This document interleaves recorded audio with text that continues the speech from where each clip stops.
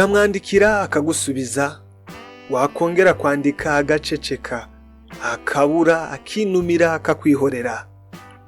Ntawe usubira kuvugisha uwundi, mwese muraceceka.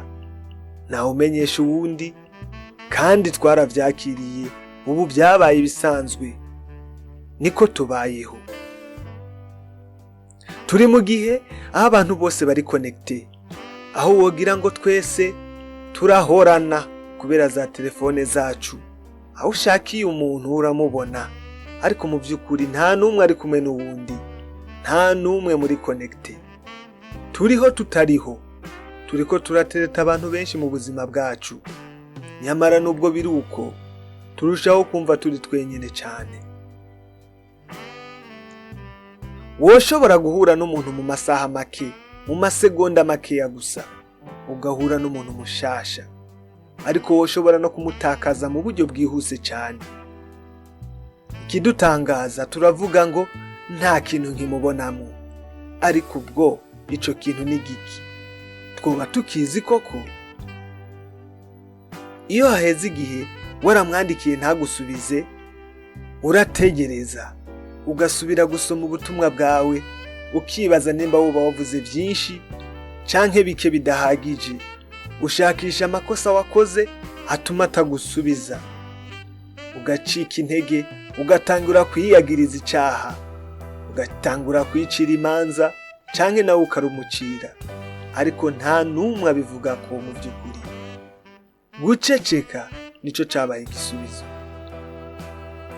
Twiyerekana nk'abatavyitayeho, nk'ibitagize ico bidutwaye. Turavuga ngo ndi relax, we are chilling, ariko ico bivuze nyaco niki? Biravuga ngo mfise ubwoba bwo kugukunda, hanyuma nawe ukanka kunkunda. Birasa nk'aho abantu bose bakundana, bose basa n'abanezerewe, ariko ntiwibaza ko byo bari kwiyerekana gusa. Inkundo zabo zitwa ko ari nziza, zikaba zitarenga kuri ayo mafoto batwereka kuri stati. Turipfuza batwitaho, abaduhora hafi, badukunda nyakuri. Nivyo harimo akanyamuneza, ibyishimo no gusomana, ariko iyo umuntu atubajije ati mbega mwebwe muri bande, byose birasenyuka, kandi nta numwe amenya neza impamvu. Ikibazo cyavyo ntibidukundira kuhava ngo tugende, kandi ntibinadukundira kuhaguma ngo tuhasigare neza. Turagerageza kugaruka rimwe na rimwe kugira ngo ntitwibagirane, ariko ntitugaruka bihagije kugira ngo duhore twibukwa. Ibi si urukundo, ariko birasa narwo. Biragira akanyamuneza nivyo, ariko ntibiramba bihagije ngo ubihimbire izina. Birashoboka ko ataco bihindura kaka kanya. Gusa je nibaza ko hari ikintu twononye, turacangiza cyane, tukaba twaranibagiye uburyo bwo kukigarura ngo tugisubize uko cyahoze. Ni kubera iki tukivyita urukundo? Kubera iki tutobironderera irindi zina? Wewe wumva bikwiye koko? Aya magambo arakomeye kandi ari mu bwenge bwinshi. Ndabizi neza ko bitoroshe kuyasobanukirwa. Yasubiremo ijambo kurindi, wumve neza ico nshatse kuvuga. Uraza kumenya neza ico ndiko ndavuga.